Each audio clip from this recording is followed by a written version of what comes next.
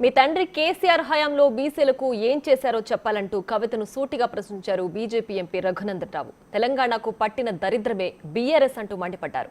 కేంద్రం భయపెట్టాలని చూస్తే కేటీఆర్నో కవితనో కాదని కేసీఆర్ను మొదట తీసుకెళ్లే వాళ్ళని ఘాటు వ్యాఖ్యలు చేశారు.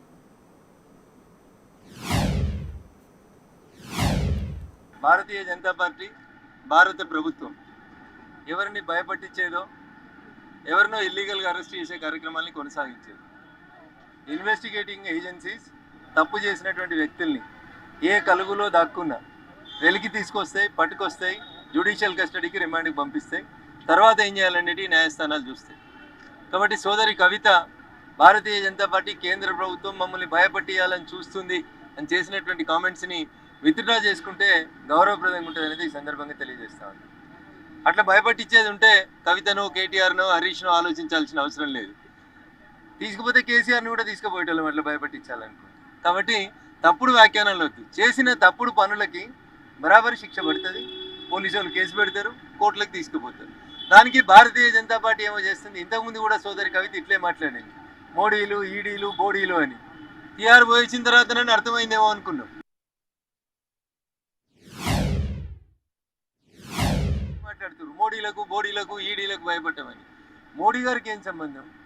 మీరు ఫార్ములా ఈ రేస్ కేసులో ఎలక్షన్ కమిషన్ అనుమతి తీసుకోకుండా ఒక బాధ్యతాయుతమైన మంత్రి స్థానంలో ఉండి రాతపూర్వకంగా ఎట్లాంటి ఆదేశాలు ఇవ్వక మౌఖిక ఆదేశాల మేరకు ఈ దేశ సొమ్ముని రిజర్వ్ బ్యాంక్ ఆఫ్ ఇండియా అనుమతి లేకుండా, భారత ప్రభుత్వం అనుమతి లేకుండా విదేశాలకు పంపించి దాని మీద కేసు అయితే ఏదో మమ్మల్ని భయపట్టియాలని చూస్తున్నారు.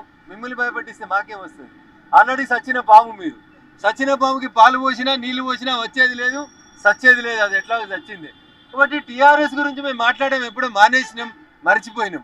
వాళ్ళని వాళ్ళు ప్రజెంట్ చేసుకోవడం కోసం రోజు ఏదో దగ్గర అయితే చెల్లె, లేకపోతే అన్న, లేకపోతే హరీష్.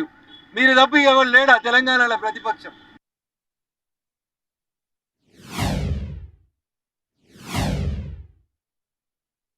చెప్పురి ఈ ఏడాది కోలే అయితే హరీష్ మాట్లాడాలి, లేకపోతే కేటీఆర్ మాట్లాడాలి. ఎవరు లేడా బీసీ బిడ్డ అక్కడ? ఎవరికి మాట్లాడే అర్హత లేదా? మీ అన్న కంటే ముందు, మీ బావ కంటే ముందు మంత్రులు అయిన వాళ్ళు, తలసాని శ్రీనివాస్ యాదవ్ లాంటి వాళ్ళు చాలా మంది ఉన్నారు కదా అక్కడ. వాళ్ళకి ఇయ్యండ్రి, మాట్లాడిపోయిండ్రి. అందుకని మొసలి కన్నీరు బంద్ చేయండ్రి. బీసీ ఆడపిల్ల కాబట్టి జర మంచిగా మాట్లాడుతున్నా, గౌరవప్రదంగా మాట్లాడుతున్నా.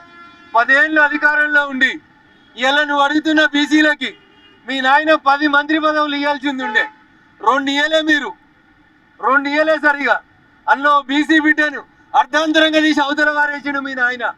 కవిత, ఆ రోజు నీ నోరు ఎందుకు మూతపడ్డది? అది మాట్లాడు చెల్లె, గౌరవంగా ఉంటుంది. అదే నువ్వు ఆడపిల్ల కాకపోయింటే ఖచ్చితంగా మంచి సమాధానం చెప్పేటాను నేను. ఇప్పటికైనా బీసీల గురించి మొసలి కన్నీరు, ఇంకా దేని గురించో మొసలి కన్నీరు మార్చే కార్యక్రమాన్ని సోదరి కవిత గారు మానుకోవాలి. 10 మంత్రి పదవులు, 18లో 54% బీసీలుంటే 10 మంత్రి పదవులు ఇవ్వాల్సింది ఉండే. 10 ఏళ్ళు అధికారంలో ఉన్న టీఆర్ఎస్ పార్టీ 2-3 మంత్రి పదవులు ఇచ్చి అందులో బీసీ బిడ్డలు ఎదుగుతుంటే ఓర్వలేక తీసి అవతల వారేసిరు ఈటల రాజేందర్ని. ఆ రోజు ఎడిపోయిన ఇలా నోర్లన్నీ వాళ్ళు బీసీలు కాదా? ఆ రోజు బీసీ కులగణన గురించి కవిత ఎందుకు మాట్లాడలేదు? ఇవాళ ఎందుకు మాట్లాడుతుంది కవిత? కవితకి బీసీలకు ఏం సంబంధం?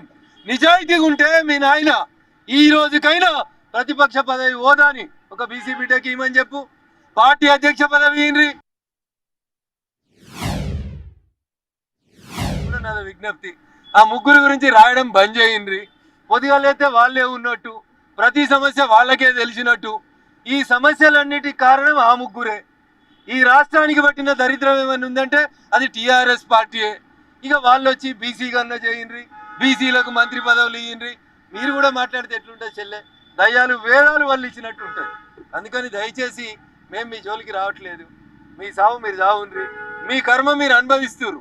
అన్ని కులాలను నాశనం చేసి, అన్ని వ్యవస్థల్ని నాశనం చేసి, తెలంగాణ ఉద్యమకారుల ఉసురు పోసుకున్నందుకు మంచోడు మౌనంగా ఏడిస్తే ఆ మంచోని కన్నీరే మీ కొంపకు దాక్తుందని చెప్తారు.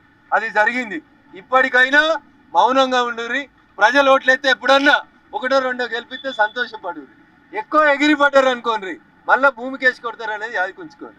భారతీయ జనతా పార్టీ జోలికి, నరేంద్ర మోడీ గారి ప్రభుత్వం జోలికి వస్తే మేము మొదటి నుంచి కూడా నేను కూడా నీకంటే ఎక్కువ జై తెలంగాణ అన్నోని చెల్లె ఈటికా జవాబ్ పత్తర్ సే